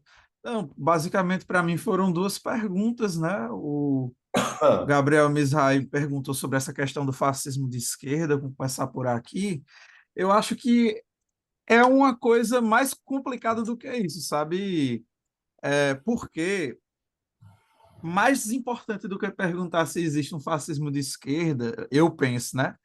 É se perguntar por que existem tantos entrecruzamentos entre aspectos reacionários, não é? Das ideologias entre direita e esquerda. Por quê? E aqui eu remeto, inclusive, a uma conversa que eu tive com uma amiga minha, pesquisadora, né, que recentemente fez um podcast sobre a questão das identidades trans e tudo mais, e ela estava me falando sobre o papel central que o patriarcalismo tem, não é, para a organização da nossa sociedade. E uma coisa muito interessante que ela me disse e que eu levei para essa questão do antissemitismo é que, na verdade, quando se fala, sabe, sobre o entrismo de extrema-direita na esquerda, né? Eu citei aí os casos de aproximações entre organizações de extrema-direita como a Nova Resistência, Sol da Pátria, com organizações de esquerda como o PT, correntes do PSOL, e outros partidos ditos progressistas, né? Como, por exemplo, o PDT e tal. E ela me disse assim, Gabriel, existe muito mais semelhanças do que diferenças dentro das ideologias políticas, né? Se fala muito, quando se fala do entrismo, de que esse entrismo acontece porque existem pequenas coisas semelhantes que aproximam as duas ideologias. Mas, na verdade, o que existem são pequenas diferenças. Na verdade, você tem muitas semelhanças e pequenas diferenças, né? E essas pequenas diferenças vão sendo postas de lado dentro dessas alianças, como a gente gosta de chamar de aliança vermelho-marrom, né? Que é essas alianças entre esquerdistas e fascistas. Por isso que eu afirmei que, e isso assim, não é uma afirmação original minha, né? Isso também vem de reflexões que eu tenho tido com camaradas pesquisadores aí, professores e pesquisadores, sobre essa questão do antissemitismo, e por isso que eu afirmei que a esquerda também já está fazendo parte do processo de desintegração social, né? Também já está sendo engolida, né, por esse vórtice de fetichismo social.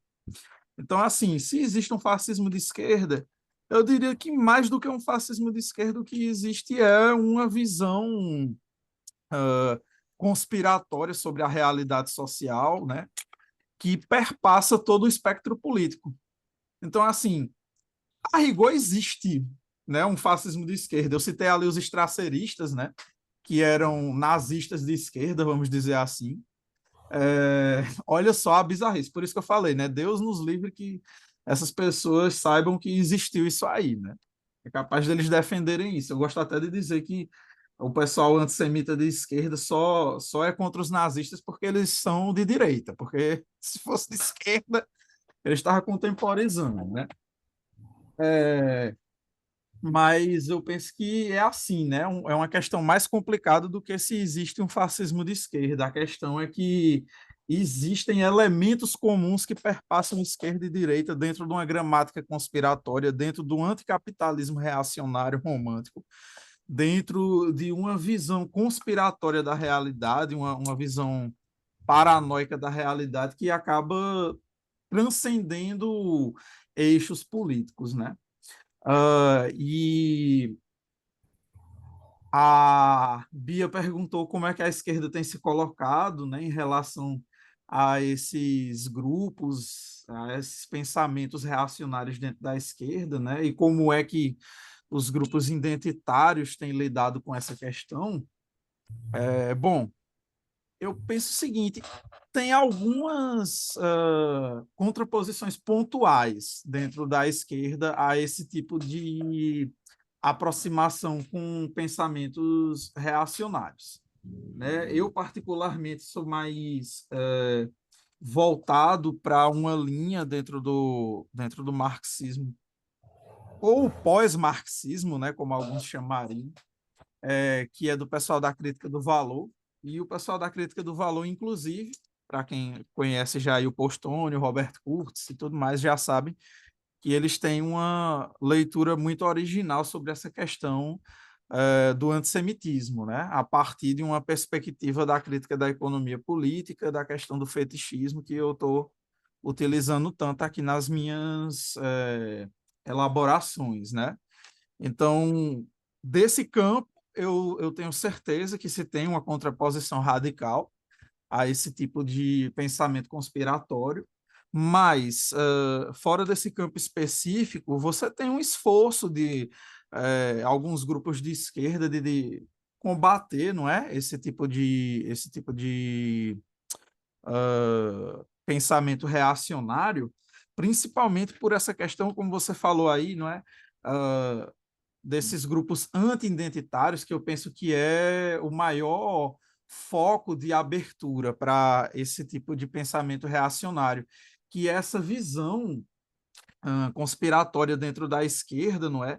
De que grupos identitários, eu não gosto nem, inclusive, de usar esse termo, né? Grupos identitários, mas já para ficar aqui dentro dessa linguagem comum, mas de ver grupos identitários, seja movimento negro, LGBT, feminista, indígena, etc., etc., né, como sendo uma espécie de fragmentação de uma unidade da classe trabalhadora que precisa ser garantida para que a revolução aconteça, e esses grupos identitários são a armadilha do liberalismo para fragmentar a esquerda, para fragmentar a classe trabalhadora e tudo mais, né?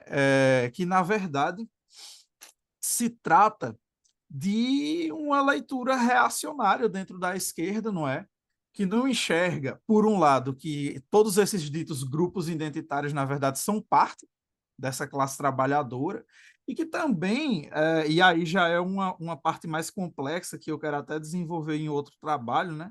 E que também que a esquerda tem tido um grande atraso, e muito desse pensamento reacionário, desse pensamento antissemita dentro da esquerda vem disso, que é desse pensamento centralizado no trabalho, sabe? Desse pensamento que, para colocar em termos simples, né, foca apenas na questão da identidade de classe. Não é? Se fala tanto de como movimentos feministas, LGBT, negro, etc., são identitários, mas, ao meu ver, não tem nada mais identitário do que essa visão abstrata, né, de povo, de classe trabalhadora em geral, como se ela fosse uma coisa monolítica e única, que não tem fragmentações entre si. Então, assim,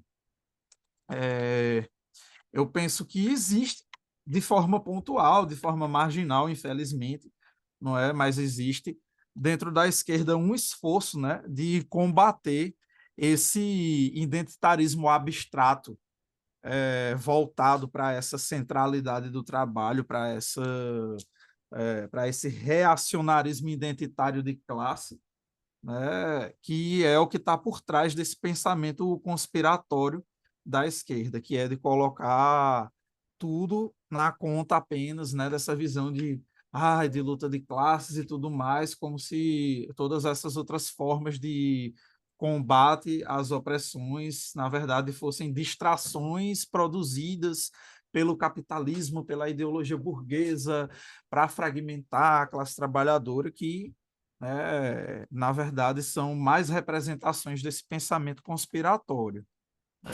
Gabriel, só um comentário rapidinho para você concluir, para a gente poder Já ouvir concluí. também. Ah, tá bom. Obrigada.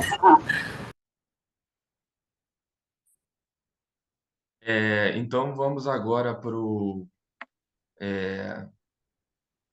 enfim, quem é que estava na ordem? Até me perdi. É a Andrea, né? Pode fazer os seus comentários. Ok, vou tomar primeiro a pergunta do Gabriel, não é? Com relação à questão do Estado-nação excludente, eu ainda estou incorporando alguns autores, Gabriel, o próprio Mbembe, o Mandani, que a gente estudou nos grupos, né? E você perguntou o que muda. Eu ainda não posso lhe responder, mas, assim, algo que tem me preocupado, me direcionado, é justamente essa passagem, né? É, de uma chave de correção dessa população, né? Desse inimigo ser corrigido, para esse inimigo sofrer uma intervenção e, em seguida, esse inimigo ser exterminado. Então, assim, acho que é uma chave que a gente caminha, é como um dos textos que a gente discutiu no grupo, é como se a gente não saísse nunca dessa sombra, como diz o Gabriel aí, o outro Gabriel, marrom do fascismo, né? Como se ele tivesse sempre como uma camada que caminha junto com essa evolução histórica aí que a gente tem. E talvez justifique essa questão da gente ter esse imaginário conspiratório da esquerda e da direita, né? Um elemento que eu gostaria de aprofundar no meu trabalho é justamente essa transnacionalidade, de que modo esses discursos, esses significantes, eles vão se tornando transnacionais, principalmente ali na Tríplice Fronteira Sul, né? E principalmente agora com a eleição da Argentina, né? Que eu não pesquisei, né? Necessariamente a questão na época era o governo da Cristina e do Alberto, ainda na eleição. Então, eu ainda não sei, né? Mas assim, eu não sei, a mim me parece que é como se essa conspiração caminhasse junto com essa segunda camada fascista e ela está permeando esse imaginário. Não sei se estou certa. Aí, com relação à pergunta da Beatriz, com relação à metodologia do Beatriz, realmente ficou um pouco apressada. Na verdade, eu estou trabalhando com análise do discurso, inicialmente com a Lena Hansen, exatamente naquelas estruturas de significantes, né, compondo os significantes e inicialmente buscando a identidade de cada grupo desse e, em seguida, trabalhando a confrontação dos dois. No caso, o discurso do Estado com a da extrema-direita e do inimigo construído. Eu trabalhei, essas palavras-chave ou expressões, elas vieram a partir de algumas reportagens, algumas matérias que saíram na mídia, principalmente no El País, que passou a acompanhar os factoides, né? O El País desenvolveu vários estudos em reportagens sobre algumas palavras-chave, que eles chamam de gatilhos mentais, né? Que eu aprendi a não gostar mais desse nome, gatilho mental, depois do professor Duncan. E, então, esse levantamento foi feito a partir, inicialmente, dessas palavras-chave indicadas pelo El País, pelas reportagens do El País, né? E também por alguns elementos que estão presentes em autores que estudam a segurança internacional, como, por exemplo, um dos autores que eu estudei, que é uma dissertação de mestrado, do Lucas Leite, e que ele vai discutir a construção do inimigo nos discursos dos presidentes dos Estados Unidos pós-Guerra Fria. Então, ele pega os dois, Bush e o Clinton, né? Então, dentro do campo da segurança internacional. E eu concordo com você, é preciso, do ponto de vista da pesquisa qualitativa, eu preciso ainda melhorar, entendeu? Ontem, na fala da professora Karina, ela colocou um fato de que hoje está se buscando muito na USP trabalhar com a pesquisa, pesquisa nas relações internacionais quantitativa, com algumas plataformas como a plataforma R, que eu já vi mais ou menos, mas eu ainda não me aprofundei no estudo dela. Então, para essas fontes digitais, né, você fazer uma pesquisa quanti e quali para, digamos, a área de relações internacionais. Mas está apontado aqui a sua colocação, né? Então, era isso. Eu não sei se respondi. A pesquisa prevê mais veículos, só que há uma dificuldade muito grande quando você principalmente nos veículos brasileiros, alguns não têm data, né? Você precisa fazer a ponte entre Twitter e site para descobrir a data, principalmente a Gazeta do Povo. Eles têm tem vários conteúdos jornalísticos que ficam confusos entre o opinativo e o factual e que não tem data. Não sei se propositadamente, né? Alguns motores de busca são muito ineficientes também, não sei se propositadamente. Então, eu acabei que tive que ter um trabalho meu dobrado fazendo esse jogo, né? Então, essa questão precisa ser mais precisa. Concordo com você, Beatriz. Ok. Obrigado, Andréia. Obrigada. Só para deixar, tipo, a provocação que a gente faz aqui é para ajudar no trabalho de vocês, né? Isso aqui não vale nada. Eu espero que tenha ajudado, né? Qualquer coisa você pode mandar mensagem para a gente também, estamos muito abertos a isso. Com certeza, eu acho super importante. Gregório, eu gostaria de pedir que fosse em breve, porque já estão falando aqui que o nosso tempo está estourando daqui a pouco, mas gostaria de ouvir o Gregório e Liliane ainda. Primeiro, o Gregório. Eu vou ser breve.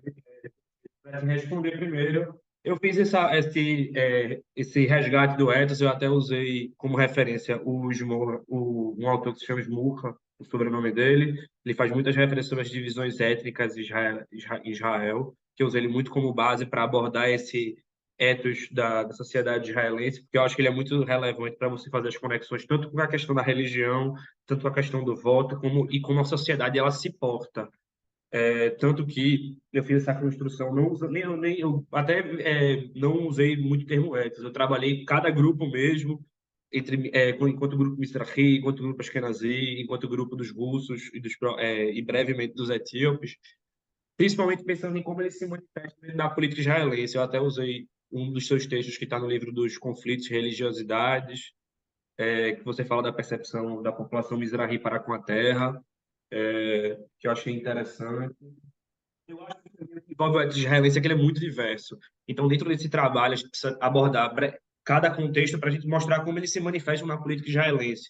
Porque quando se trabalha conflito, se fala judeus, judeus. Só que dentro dos judeus, ele é um grupo muito diverso e muito relevante. Tipo, e para seguir para o ambiente ortodoxo, eu acho que a gente tem pouquíssimo. Eu acho que quando a gente aborda o tema da ultra-ortodoxia, ou da população Haredit Leumi, primeiro que até os anos 70, eles transitavam entre os grupos políticos. O próprio Mafdal, que hoje já tem outra perspectiva completamente diferente, ele já se moldou enquanto esquerda, enquanto partido de esquerda. Alguém comentou aí, mas o próprio Rav Kook se via nessa perspectiva também mais à esquerda. A gente tem tipo, toda uma construção da sociedade ortodoxa que a gente pouco conhece.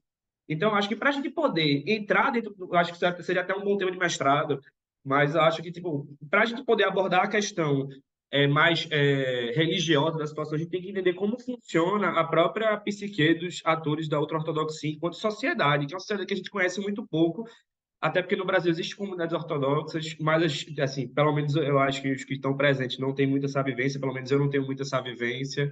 Tive um pouco dessa vivência em Israel, quando eu vivi em 2020 em Israel.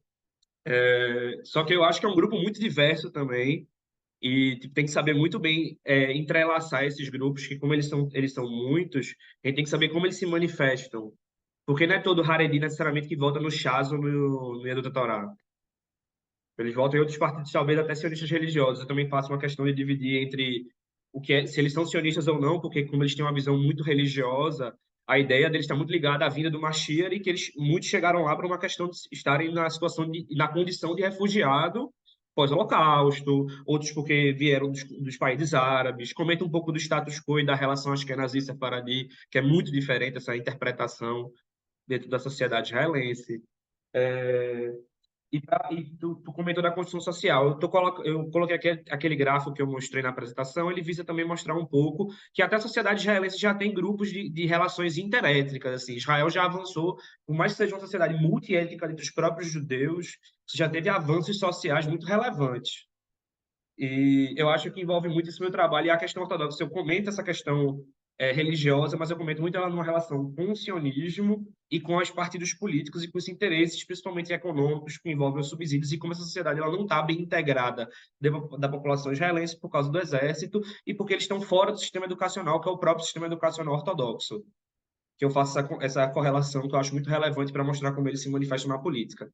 E para responder, para ser breve, a Beatriz, eu comento a questão todo ator populista, todo não, mas os atores populistas, eles se colocam enquanto divisores de águas dentro do campo político. E Netanyahu ele não vai ser diferente, ele vai querer se colocar. No primeiro momento, ele não é o salvador, de forma alguma. E no primeiro governo, ele não é o salvador, ele aparece porque existe um vácuo de poder. Tipo, a esquerda falhou no processo, o próprio partido do Avodá estava caótico após o assassinato de Rabin, porque teve uma troca muito rápida. Ou seja, o próprio partido já estava desestabilizado, existia uma comoção social, mas a própria intifada que já tinha acontecido deixou marcas muito relevantes da sociedade israelense envolvendo a violência. E como o partido do Likud era contra o processo de paz, numa ideia inicial, não vai ser relevante para eles esse tipo de política.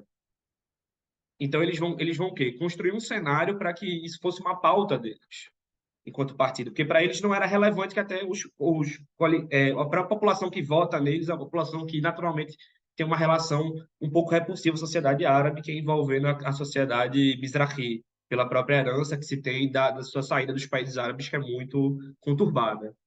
E dentro do trabalho de Pfeffer comenta muito essa ideia de que ele trabalha os outros, né? Ele, enquanto indivíduo que está ali para resgatar Israel numa questão de segurança, porque Israel está caótica depois da segunda intifada da dissolução de Gaza, muita ditadura terrorista, e a sociedade israelense está crescendo com essa violência. Tipo, atores feitos Itamar Ben-Gvir são cria desse momento. São momentos chave na história israelense. E ele entra nisso e ele assume a situação de que eu sou a segurança nacional. Eu tô podendo dispor dessa questão. O partido entrou nesse jogo, tanto que dentro do governo dele vai ter o Kippat Barzelo, por exemplo, que é o Domo de Ferro. Ou seja, para a política dele é muito relevante, e por mais que seja importante para Israel esse tipo de defesa, a gente vê hoje, nesse momento ele vai se apropriar desse discurso da segurança, ele vai ver que ele falhou igual foi a esquerda. E como pessoa populista, ele vai se colocar numa situação não necessariamente Salvador, enquanto outros lugares, mas ele se coloca como o portador para cuidar de Israel enquanto país, o país do povo judeu, o país a ser resguardado da nossa cultura, o único lar do povo judeu. Envolve muito isso, para ser bem breve. Obrigado, Gregório. Estava mudo, desculpa. Vamos para a Liliane agora fazer os seus últimos comentários, reagir aos nossos. Enfim. Ok, eu vou ser também bem breve. Eu penso que as duas questões elas acabam que se alinhando, né? Estão juntas. Aí eu vou tentar fazer um resumo já respondendo as duas questões, né? Eu acho que antes de tudo, Gabriel, né, sobre a sua pergunta quanto ao Salmo, né, tem que entender que comunidades são essas, né? Que movimento religioso é esse? Que já tem, né, mais de um século, né, presente aqui no Brasil. Na verdade, chega no começo do século XX, né? Então, só fazendo aqui um breve resumo, é um movimento que, segundo os estudiosos, nasce, né, surge em comunidades muito pobres do Brasil. Inclusive, a sua primeira comunidade é São Paulo, em um período que São Paulo estava vivendo, né, a urbanização de forma mais intensa, questão da indústria, né? Era um Brasil em transformação naquele momento. E, por incrível que pareça, esse movimento pentecostal que impacta o Brasil, do norte ao sul, não é esse pentecostalismo que a priori, a sua gênese, né, é São Paulo. Mas, na verdade, é um movimento que surge aqui na Amazônia, em Belém do Pará. Né? É essa comunidade que se expandiu para o Brasil inteiro em 2 décadas. Em 2 décadas, esse movimento sai de Belém e chega em outros estados brasileiros, né? Então, por muito tempo, isso inclusive uma narrativa dos próprios estudiosos, né? Por muito tempo, esse movimento ele não foi visto pela sociedade de modo geral, ele não foi visto pela esfera política e nem tão pouco, né? Ele foi visto, como os estudiosos vão dizer, pela sociedade em geral, e nem tão pouco foi visto também pela comunidade, pelo campo político, né? Só que esse movimento ele cresceu de forma exponencial, né? Década de 60, 70 do século passado, essas comunidades cresceram de forma significativa. Inclusive aqui, né, no Amazonas, a igreja evangélica que lidera em relação a números de membros é a Assembleia de Deus, né? Uma das comunidades maiores em todos os lugares. Aqui no estado do Amazonas, você desce os rios, as comunidades ribeirinhas, a própria cidade de Manaus tem uma congregação assembleiana, né? Então, esse crescimento esse crescimento que vai chamar a atenção, então, da sociedade, que vai chamar... Eliane, me desculpa a interrupção, vou pedir para você tentar amarrar tudo, porque a gente tem outra mesa para começar às 11 horas, mil desculpas. A gente continua essa conversa nos grupos, tá? Muito obrigada, desculpa. Tá, então esse movimento ele alcançou esse crescimento, né? Então ele adentra o espaço político e a própria comunidade pentecostal, de modo geral, entendeu isso, que ela era grande, que ela era forte e que ela poderia inclusive se fortalecer no âmbito midiático, político e também agora da educação, né? Só que esse movimento, então, na virada do século XX para o XXI, entendeu que as suas raízes históricas elas estavam vinculadas ao catolicismo, né? E ao catolicismo romano. Então, é nesse momento que se tem uma virada de chave aí, né? Então, há uma desvinculação, né, dessas comunidades em relação a esse catolicismo, não querem se identificar com o catolicismo. Então, eles começam, então, a criar estratégias, mecanismos de estarem mais próximos, então, dos fundamentos, né, que deram origem ao cristianismo. E é esse elemento que faz com que essas comunidades se voltem, então, de forma mais intensa, né, para o mundo veterotestamentário, né? Aqui em Manaus tem um bairro, né, respondendo a Beatriz, tem um bairro chamado Novo Israel. Então, faz uma menção a Israel, né? E que é um bairro que surge a partir também dessas questões religiosas, né? Desses interesses religiosos. É um bairro recente, ele acho que da década de 1970, 80, mais ou menos por aí, é um bairro recente, que na verdade é uma ocupação, né? Surge como uma ocupação. E quanto essa questão das milícias, né? Do tráfico, né? Que aqui as milícias têm ganhado destaque aqui em Manaus. Eu não Eliane, desculpa. A gente vai precisar encerrar essa mesa, mil desculpas, porque a outra mesa começa exatamente aqui às 11 horas. Vou pedir para você encerrar, assim, 30 segundos, não sei se, enfim, não é suficiente. A gente leva essa questão para o grupo, mil desculpas de verdade, eu preciso abrir outra mesa. Eu queria agradecer aqui a todos vocês que participaram dessa mesa como comunicadores, todos que participaram como ouvintes. Como foi comentado, a gente vai ter a publicação dos trabalhos completos. Acho que muitos trabalhos aqui interessaram para serem lidos completamente, né? Inclusive porque não houve tempo para perguntas, nem, desculpa, Liliane, para responder a pergunta de forma completa. Então, realmente, desculpa por essa questão, mas a gente espera todo mundo agora na próxima mesa, que vai começar exatamente agora, quando a gente sair daqui, a mesa 4, Judeus na América Latina. Muito obrigada pela participação nessa mesa e desculpa novamente pela correria do tempo. Obrigada a todo mundo, obrigada, Gabriel, Bia e os comunicadores. A gente se vê agora na mesa 4.